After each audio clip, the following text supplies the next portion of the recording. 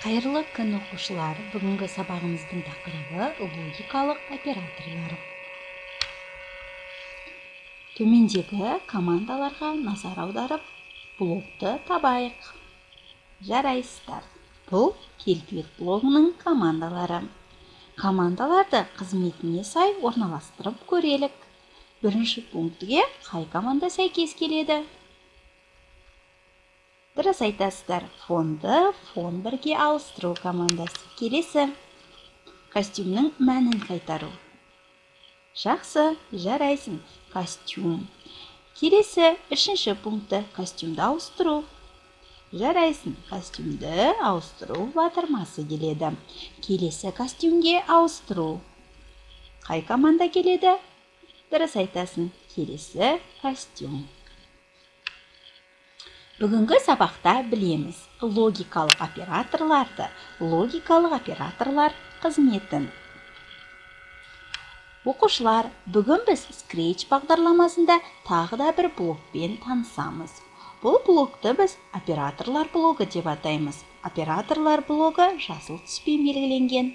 Операторлар блогы екі командаға бөлінеді: логикалық және арифметикалық. Арифметикалық командалары бізге бұрыннан таныс, яғни біз математика сабағында арифметикалық амалдарды қолданып жүрміз. Яғни бұл командаларға қосу, алу, көбейту, бөлу, кем, артық, тең командалары кіреді. Логикалық операторлар және немесе емес. Яғни біз күнделікті өмірде жоқ және я деген ұғымдармен таныспыз. Яғни ақиқат және жалған мәндері бізге таныс ұғымдары. Логикалық операторлар осы екі пікірді салыстыру үшін қолданылады. Бірінші команда ол және. Егер де екі пайымда дұрыс болса, нәтиже дұрыс болады. Ал екі пайымның біреуі дұрыс болмаса, нәтиже дұрыс емес. Яғни мысал келтіріп көрейік. Қыс мезгілі. Бізді қолғап және шәпкі киеміз. Яғни қыстың күні біздің қолғап киетініміз ол дұрыс пайым. Шәпкі киетініміз ол да дұрыс пайым. Яғни біздің нәтиже дұрыс. Яғни қысты күні қолғап пен шәпкі киетініміз дұрыс. Келесі немесе операторы. Екі пайымның біреуі де дұрыс болса, нәтиже дұрыс. Яғни егерде екі қосылған екі тең болады 4-ке немесе 5-ке. Бізде бұл жерде 4 болатын пайым дұрыс, өйткені 2-ге 2-ні қосқанда 4 болады. Немесе 5 дейді. Яғни 5 бізде дұрыс емес пайым болып табылады. Яғни екі пайымның біреуі дұрыс болса жеткілікті, нәтиже дұрыс болады. Яғни бұл жерде нәтижеміз дұрыс. Емес логикалық операторы. Егер пайым дұрыс болмаса, нәтиже дұрыс. Яғни кез келген пайымды айтқаннан кейін, оған қарама-қарсы нәтиже шығады. Мәселен, бүгін күн суық.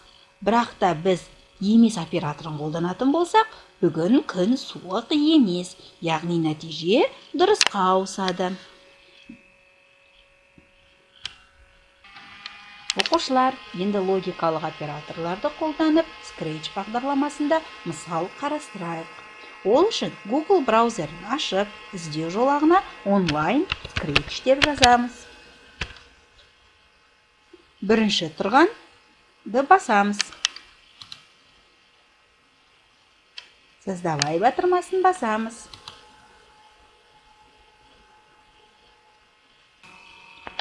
Өзімізге керекті кейіпкерді Sprite кітапханасынан таңдаймыз.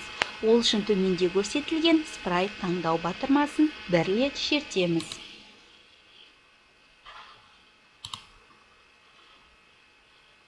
Керек емес Sprite'ті көк белгішемен белгілеп алып, корзина батырмасын басамыз. Енді өзімізге қажетті командаларды скриптілер облысына әкеліп орналастырамыз. Бірінші, басқару блогынан жасыл туды басқанда командасын орналастырамыз. Сенсор блогынан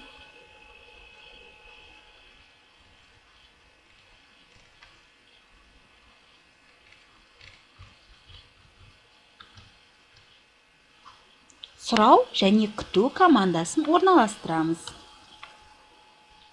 Және де циклды орналастырамыз. Яғни егер де деген циклын орналастырамыз.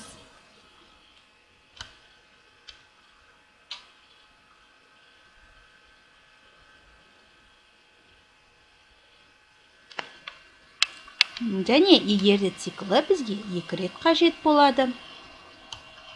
Енді операторлар блогына барамыз. Операторлар блогы бізде жасыл түспен белгіленген. Операторлар блогынан біз логикалық немесе және оператор командаларын аламыз.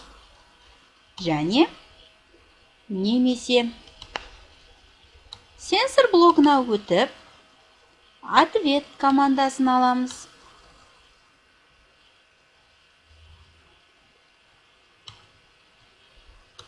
Бізге ответ командасы 3 рет қажет. Операторлар блогынан салыстырмалы операторларды командасын таңдаймыз. Яғни тең салыстыру операторын қараймыз. Енді бірге құрастырайық. Бірінші жасыл туды басқанда бізден сұрайды.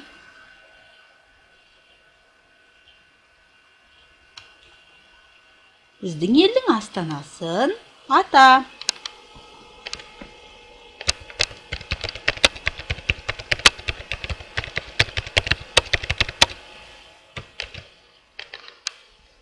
Және күтеді. Одан кейін циклды орналастырамыз.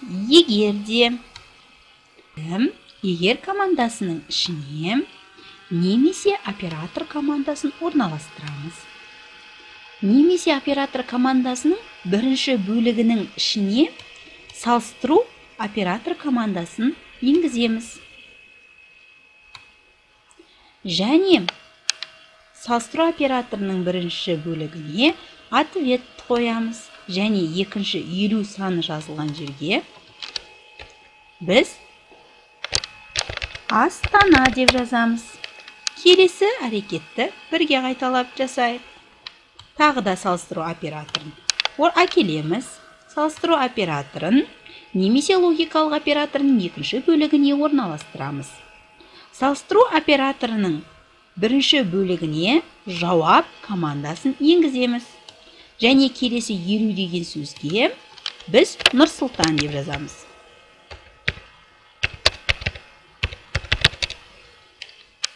Жақсы. Келесі біз команданы орналастырамыз. Келесі біз түр блогынан айту сөзін орналастырамыз. Оны если операторының ішіне енгіземіз, кіріктіреміз. Яғни, егерде ол Астана деп айтса, қате дейміз. Келесі циклды орналастырамыз. Келесі циклдің ішіне салыстыру операторын орналастырамыз. Салыстыру операторының бірінші бөліміне ответ операторын енгіземіз. Екінші жерге деп жазамыз.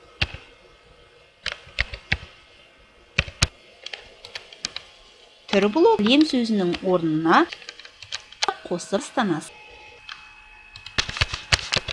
Біреуі дұрыс болса, ал егерде біз екі пікірдің біреуі дұрыс болмаса да ол дұрыс деп, онда біздің спрайтымыз орындайтын болады. Тақырыпқа байланысты сөздікке назар аударайық, дәптерімізге жазып алайық.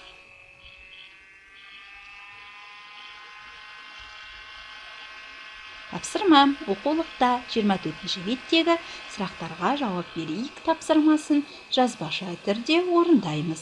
Және тапсырманы Эдумаркке жібереміз.